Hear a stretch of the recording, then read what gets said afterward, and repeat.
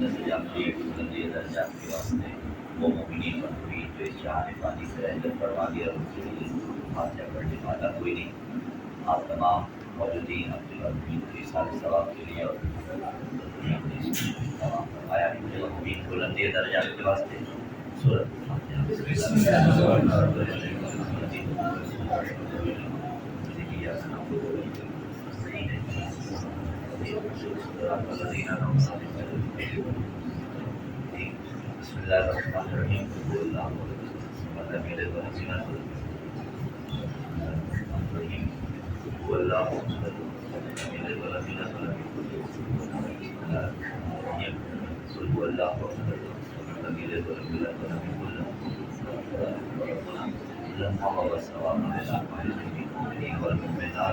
اللهم ارزقنا زيادة الحسين والسلام في الدنيا وفي الآخرة شفاعة الحسين عليه السلام واغفرنا مع الزوال وجعلنا من الباقين في الحسين عليه السلام واحشرنا تحت لواء الحسين عليه السلام وادخلنا الجنة من باب الحسين عليه السلام محمد مع الصلوات. اللهم صل على محمد وآل محمد. أعوذ بالله السميع العليم من الشيطان اللعين الرجيم. بسم الله الرحمن الرحيم. الحمد لله رب العالمين والصلاة والسلام على حبيبنا وحبيب إله العالمين أبي القاسم محمد. اللهم صل على محمد وآل محمد وعلى أهل بيت النبوة ومعدن الرسالة الذين تبلغوا الرجس وطهرهم تطهيرا.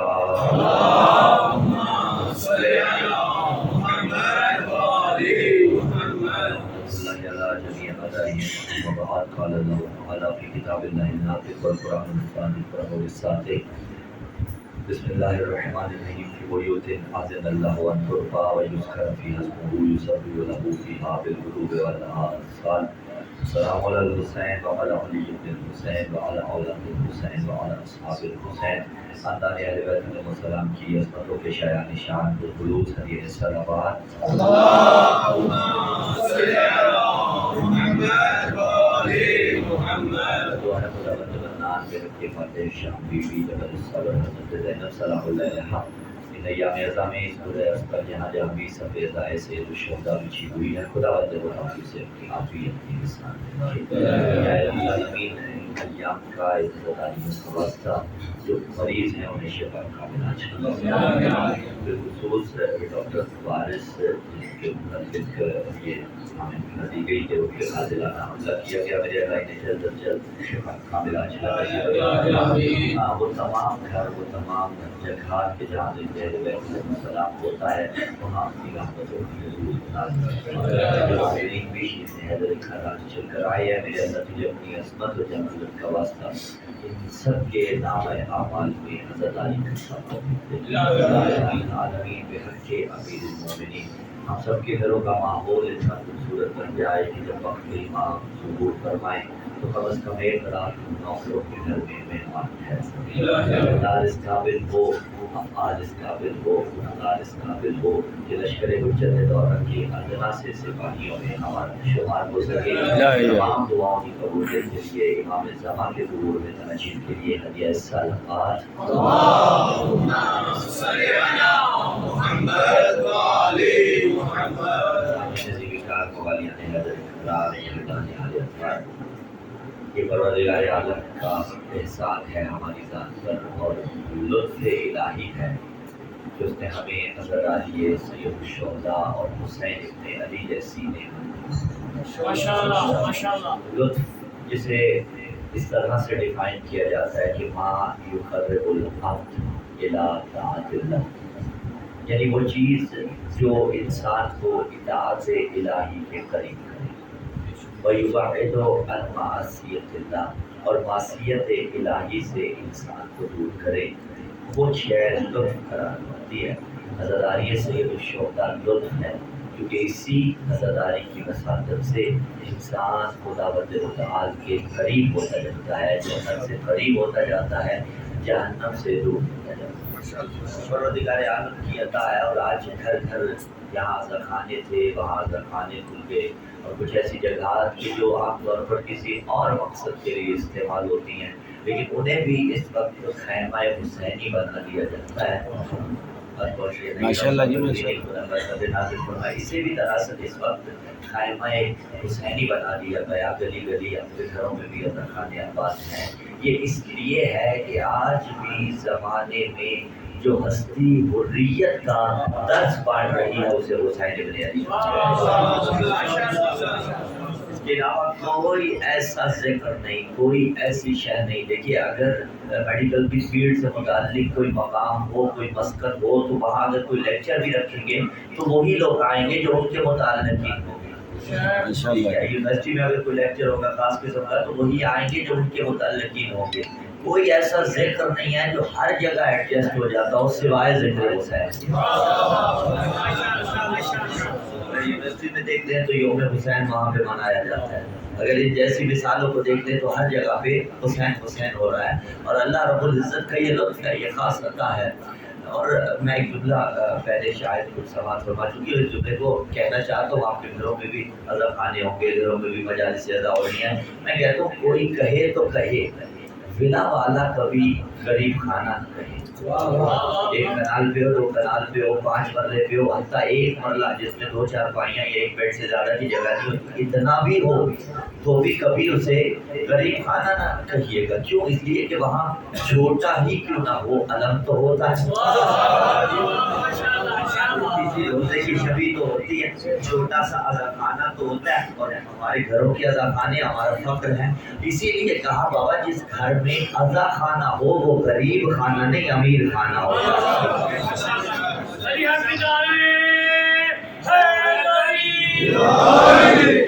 وہ مقام اور یہ روش کہاں سے آئی ہے؟ یہ قرآن نے دی، سورہ نور میں پکارا ہے 36 آیت میں، بسم اللہ الرحمن الرحیم، جو سرنامہ کلام میں پڑھی، فی بیوت اذن اللہ اکبر ویذکر فیہا اسمہ یسبح لہ فیہا بالغدو والآصال۔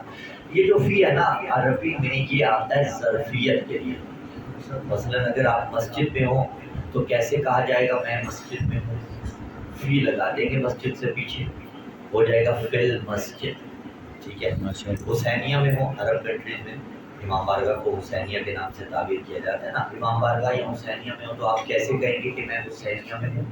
فی الحسینیہ، ٹھیک ہے۔ مسجد میں ہوں تو فی المسجد، دار میں ہوں تو فی الدار، ٹھیک ہے۔ آپ سے انگلش اور عربی کی مثال دے کے دے دوں، کلینک میں ہو تو کہیں گے فی الکلینک، ٹھیک ہے نا۔ تقریباً ذہنی کہتے ہیں نا، فی آتا ہے ظرفیت، تو نے کہا فی بیوت، بیت کی جمع بیوت، اور بیتوتا کہتے ہیں لیل کے قیام کو، لیل کے قیام کو کہا جاتا ہے۔ اسی سے آج کی وہ ٹرم بیتوتا نکلی، یعنی لیل کا قیام، رات کا قیام۔ اور بعد میں پچھلے صاحبان سے چہرہ تو نہیں ہو رہا، آئی کانٹیکٹ تو نہیں ہو رہا، لیکن آواز انشاءاللہ العزیز ان تک پہنچ رہی ہوگی، اور بعد میں ہی وہ سمجھ رہے ہوں گے پوری توجہ کے ساتھ۔ بیت، رات کے قیام کو بیت کہا جاتا ہے، بیت کی جمع بیوت۔ ابتدا میں صرف رات کے قیام کو بیت کہا جانے لگا، بعد میں ہر وہ چیز جہاں قیام ہو اسے بیت کہا جانے لگا۔ اور اہل بیت کے ماننے والوں کو تو ویسے بھی اس سے زیادہ بیت سمجھانے کی ضرورت نہیں۔ بیت کی جمع بیوت ہے، فی بیوت، ایسے گھروں میں ہے۔ اور ایک بات بتاؤں، یہ اللہ کا گھر نہیں ہے، اس لیے کہ جب اللہ کے گھر کا تذکرہ کیا تو اس نے علیحدہ سے ذکر کیا ان اول بیت وضع للناس الذی ببکۃ مبارک وہدی للعالمین، کہ وہ پہلا گھر جو لوگوں کے لیے بنایا الذی ببکۃ، وہ وہی ہے جو مکہ میں ہے۔ مکہ کا پرانا نام ہے، مبارک وہدی للعالمین۔ یہ اللہ کا گھر بیت اللہ ہے، یہ کوئی اور گھر ہے، اگرچہ ایک جہت سے ہیں یہ بھی اللہ کے گھر ہیں، لیکن خاص یہ بیت اللہ نہیں، کافی بیوت، ہدایت پانے والے ایسے گھروں میں ہیں۔ میرے اللہ کیسے گھروں میں ہیں؟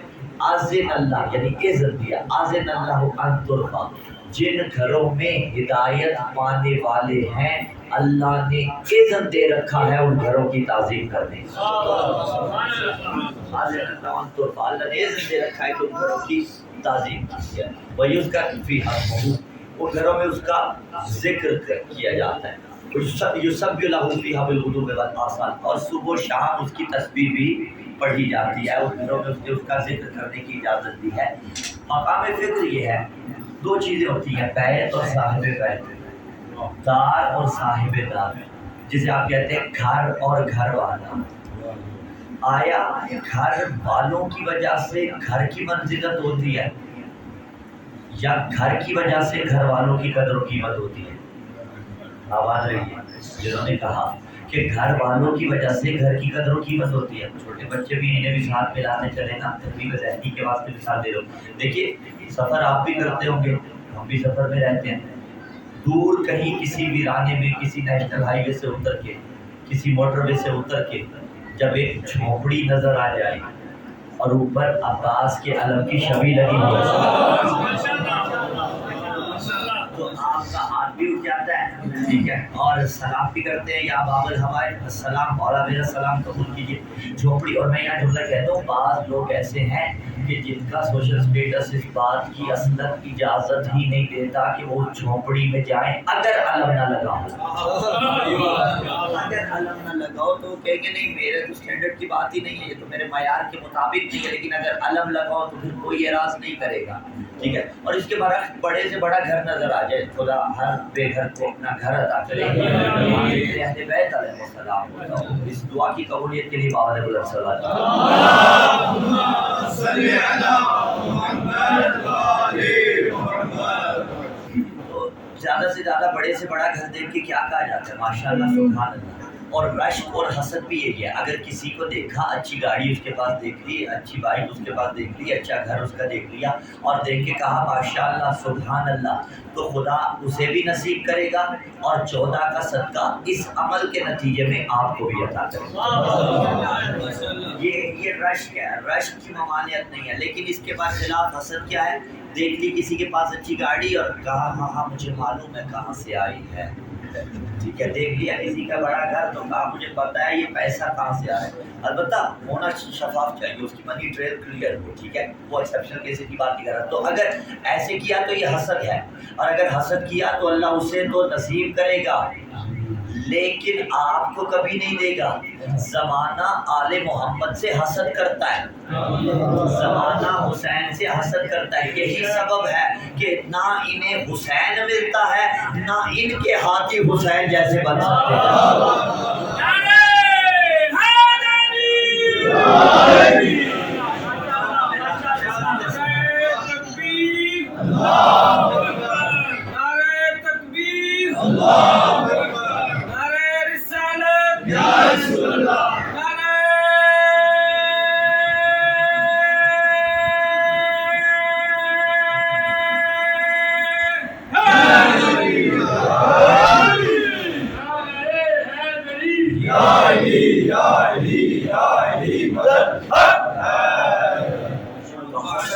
ماشاءاللہ جی کچھ نہیں ملے گا اور دوسرے کو تو نصیب رہے گا ہی رہے گا. تو اب یہ حسد ہے، ٹھیک ہے، کہ کسی کو دیکھ کے اگر کہا کہ اس سے یہ چیز چھپ جائے، رش کیا ہے کہ خدا اسے نصیب کرے اور اس کے صدقے میں مجھے بھی دے دے. تو ہم سمجھا رہے تھے کہ صاحب خانہ کی وجہ سے گھر کی قدر و قیمت ہوتی ہے. صاحب خانہ بہترین ہو تو گھر کی منزلت ہوتی ہے، صاحب خانہ بہترین نہ ہو تو گھر سے کیا لینا دینا. اب اس نے کہا فی بیوت اذن اللہ عنترفع، ہدایت پانے والے ایسے گھروں میں ہیں جن کی تعظیم کا اللہ نے عزت دے رکھا ہے. کیسے گھروں میں ہیں؟ آئیے تفسیر سے اٹھا کے پڑھ دیتے ہیں. اپنا حوالہ نہیں، در منصور مولا جلال الدین سیوطی علیہ رحمۃ، تفسیر در منصور. اس سے زیادہ اتھینٹک حوالہ کوئی نہیں. مکتبہ تشیع کی کتابوں میں بھی بھری پڑی ہے روایتیں کہ جب یہ آیہ مجیدہ نازل ہوئی اور پیغمبر اسلام صلی اللہ علیہ وآلہ وسلم نے سورہ نور کی 36 نمبر آیت تلاوت فرمائی کہ فی بیوت اذن اللہ ان ترفع ویذکر فیہا اسمہ یسبح لہ فیہا بالغدو والآصال، کہ ہدایت پانے والے ایسے گھروں میں ہیں جن کی تعظیم کا اللہ نے عزت دے رکھا ہے. یعنی اللہ چاہتا ہے کہ ان گھروں کی تعظیم کی جائے. مجمع سے ایک صحابی اٹھا تھا، تفسیر در منصور سے اٹھا کے پڑھ رہے ہیں. اس صحابی نے اٹھ کے پوچھا یا رسول اللہ یہ گھر کون سے ہیں؟ نبی نے فرمایا بیوت الانبیاء، یہ ہیں نبیوں کے گھر. اگر بات یہی تک رک جاتی تو بات اتنی ہوتی، لطف اتنا نہ آتا. لیکن اس سے آگے مسلمانوں کے خلیفۃ المسلمین، خلیفہ اول مسلمانوں کے اٹھے اور جناب نے اٹھ کے کھڑے ہو کے ہمارا مسئلہ حل کر دیا. حضرت ابوبکر اٹھے اور انہوں نے اٹھ کے اشارہ کیا علی اور سیدہ سلام اللہ علیہ کے گھر کی طرف اور فرمایا یا رسول اللہ کیا یہ یہ گھر ان گھروں میں داخل ہے. نبی نے فرمایا نام ہاں داخل ہے، لیکن اگر بات یہیں پہ رک جاتی تو سارے گھر برابر ہو جاتے. لیکن آگے بات بڑھائی اور فرمایا بل من افاضلہا، صرف داخل نہیں، ابابکر جو گھر علی و بطول کا ہے وہ سارے نبیوں کے گھروں سے زیادہ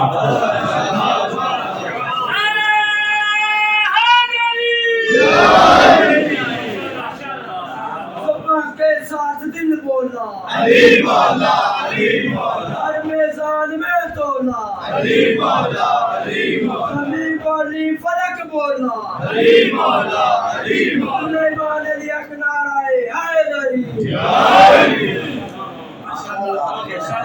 لیکن کس وجہ سے صاحبان دار کی وجہ سے داخل بھی نہیں افضل ہے. کن کی وجہ سے؟ علی و سیدہ سلام اللہ علیہ.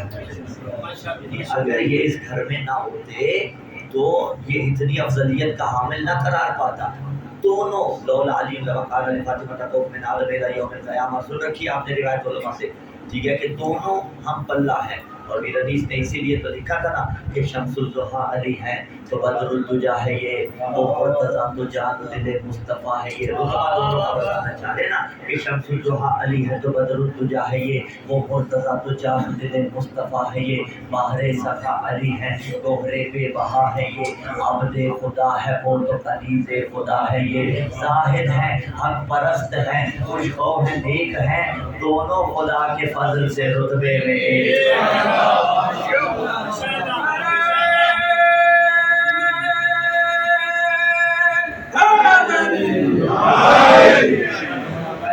میرا خدا جسے وجہ کمال دیتا ہے، میرا خدا جسے وجہ کمال دیتا ہے اسے بطول کی چوکھٹ پہ ڈال دیتا ہے.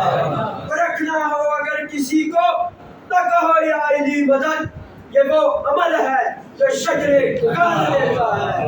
یک نعرہ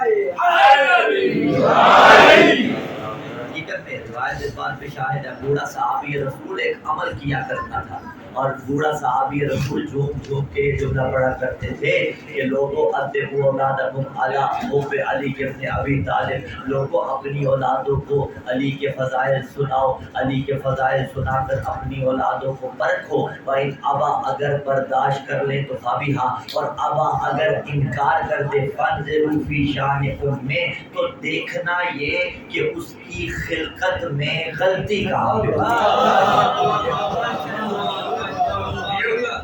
دیکھنا پڑے گا. تو آپ ان گھروں میں جلدی جائیے بابا، تھوڑا سا اگر انتظار کر لیں تو میں آپ کا نعرہ حیدری.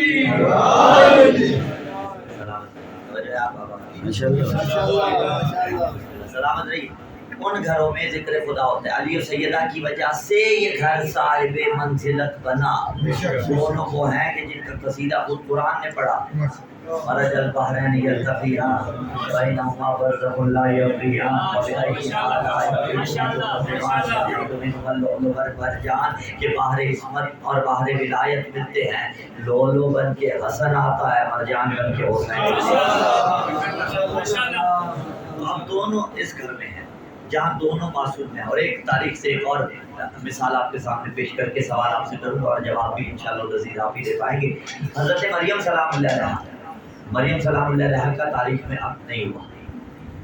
لا مناقشۃ فی المثال، فرض محال لیس بمحال. اگر یہ تصور کیا جائے، یہاں بیٹھ کے ہم فرض کریں کہ اگر بالفرض حضرت مریم سلام اللہ علیہا کا اب ہوتا تو کس صفت کے حامل مرد سے ہوتا؟ صفت بتانی ہے، نام نہیں لے سکتے. خود معصومہ تھی تو کسی غیر معصوم سے ہونا تھا، ڈیفینیٹلی معصوم سے ہونا تھا کہ وہ خود ہے معصومہ، اور معصوم کا کفر معصوم ہی قرار پاتے. اب سمجھ میں آیا جب بڑے بڑے لوگوں نے رسول سے سیدہ کا رشتہ مانگا تھا تو رسول انکار کرتے رہے، اور جب علی نے مانگا تو انہوں نے دے دیا. اور یہ خط بھی کھینچ دیا کہ جو پہلے مانگ رہے تھے وہ ہے غیر معصوم، اب جس نے مانگا ہے یہ ہے معصوم. اور کچھ بھی ہو جائے وہ غیر معصوم کبھی ابو طالب کے معصوم بیٹے علی کو مقابلہ نہیں کر سکتے. تو اس گھر کی تربیت کا نام تھا حسین ابن علی، اسی لیے حسین علیہ السلام نے دربار ولید میں یہ کہا تھا ان اہل بیت النبوہ، ہم نبی کے گھر والے ہیں، ومعدن الرسالہ اور رسالت کی کانے ہیں، ومختلف الملائکہ اور ملائکہ کے آنے جانے کی جگہ ہے ہمارا گھر، ومحل الرحمہ اور رحمتوں کا نزول ہمارے گھر میں ہوتا ہے۔ تو دیکھیے رحمتیں وہاں اترتی ہیں، ملائکہ وہاں آتے ہیں، جو دستور سورہ نور میں بھی دیا وَيُذْكَرْ فِي حَسْبُهُ يُسَبِّحُ لَهُ فِيهَا بِالْغُدُوِّ وَالْآصَالِ، کہ وہ جو برکت والے گھر ہیں نا، ان گھروں میں صبح و شام اللہ کی تسبیح کی جاتی ہے۔ ماشاءاللہ۔ تو گھروں میں برکتوں کا، اس پیغام کو سمیٹیے گا کہ گھروں میں برکتوں کے نزول کا ایک ذریعہ جو قرآن نے دیا وہ مولانا کو بلانا نہیں ہے۔ میں اپنی بات کر رہا ہوں، اپنے سیٹ کی بات کر رہا ہوں، ٹھیک ہے، اپنی بات کر رہا ہوں، اس میں کوئی ہمیں کوئی نہیں، مولانا کو بلانے کی ضرورت ہی نہیں پڑے گی، یہ بالکل فری آف کاسٹ وظیفہ سمجھ کے لے جائیے گا، مولانا کو بلانے کی ضرورت ہی نہیں پڑے گی اگر گھر میں صبح بھی اللہ کی حمد ہوتی ہو، شام میں بھی اللہ کی حمد ہوتی ہو، قرآن کھلتا ہو،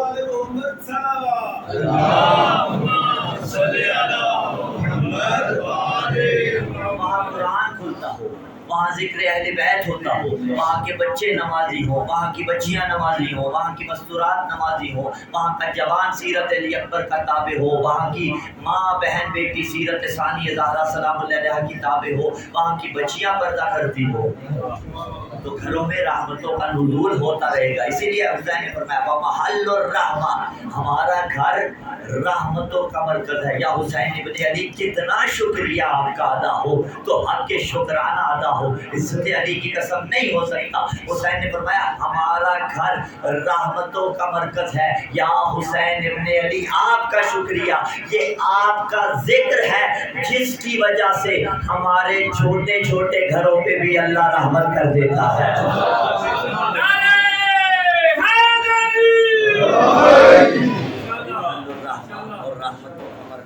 ہمارا گھر ہے، بنا فتح اللہ و بنا ختم اللہ، اللہ نے ابتدا بھی ہم سے کی، انتہا بھی ہم پہ کرے گا۔ حسین نواسے رسول تھے لیکن یہ دراصل اس گھر کی تربیت بول رہی تھی، اور ادھر جو تربیت بولی حسین نے بتا دیا تیری تربیت کیسی ہے، یزید الرجل فاسق، فاسق یعنی جو جان بوجھ کے واجب چھوڑتا ہو۔ اب جانتے میں سختی نہیں کیا کرتا لیکن حق کوئی تو پہنچانا میرا کام ہوتا ہے نا، یعنی اگر جان بوجھ کے کوئی نماز چھوڑے شریعت اسے فاسق کہتی ہے، وہی جیسا یزید تھا ایک گیپ میں، وہ بھی جان بوجھ کے نماز چھوڑتا تھا۔ شارب الخمور، ناراض تو نہیں ہوئے نا، یزید الرجل فاسق شارب الخمور، شرابی ہے، والراکب الفجور، اور برائی کے سرکش گھوڑے پر سوار ہے، ومعلن بالفسق، یہ جوانوں کے لیے بہت اہم ہے، بزرگوں کے لیے یہ بات نہیں ہوگی، معلن بالفسق علی الاعلان، گناہ کرنے والا ہے، یعنی گناہ کر کے ڈٹ جانا اور آ کے بتانا کہ میں نے فلاں گناہ کیا تھا۔ حسین کہہ رہے ہیں ایسا یزید کرتا ہے، ومعلن بالفسق وقاتل نفس المحترمہ، نفس محترمہ کا قاتل ہے۔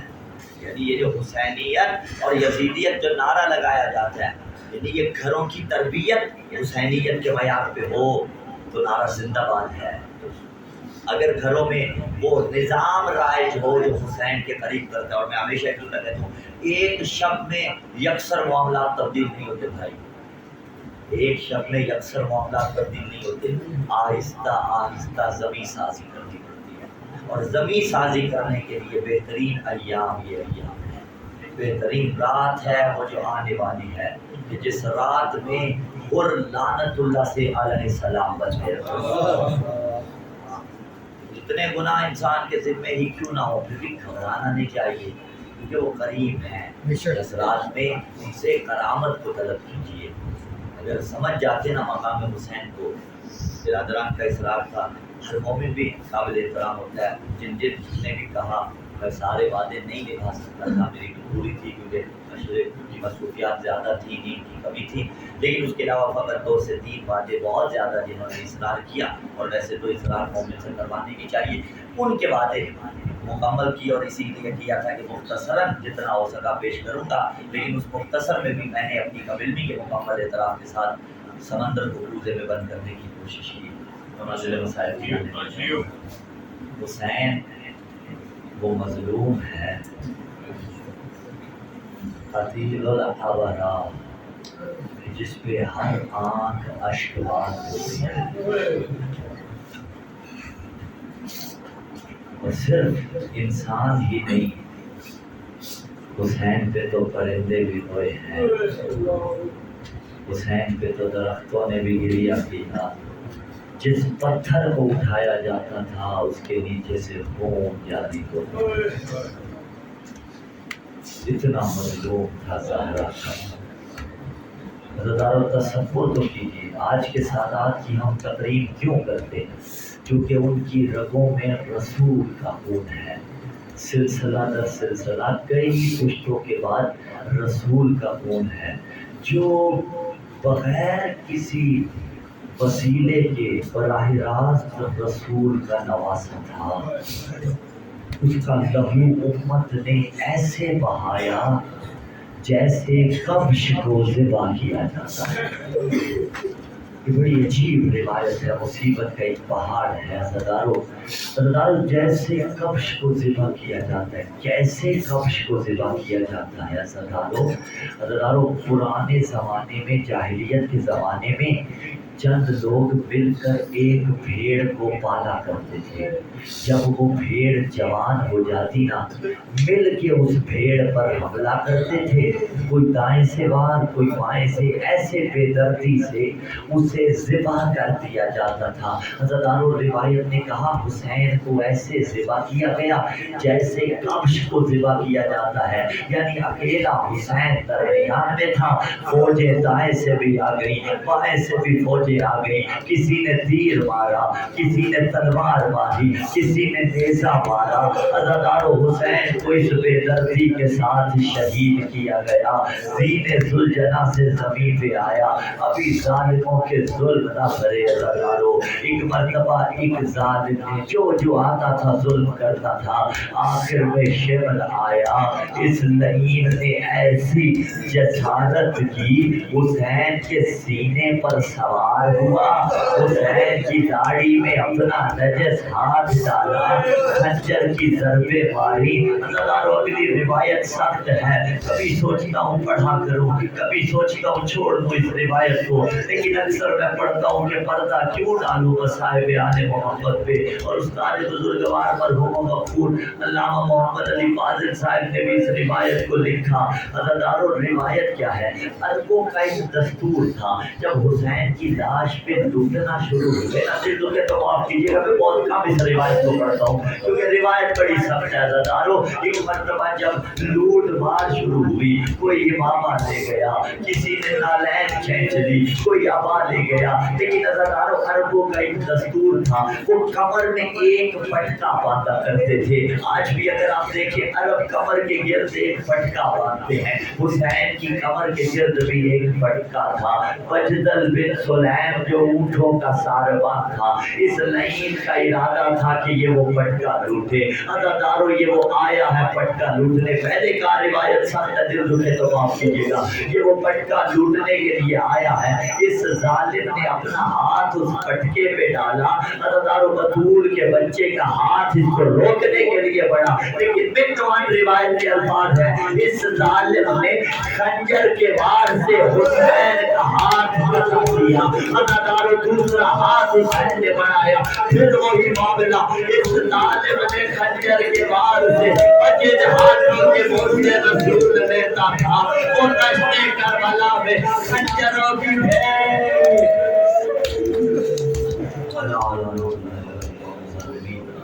وسيعلم الذين ظلموا أي منكر ينقلبون ما تبين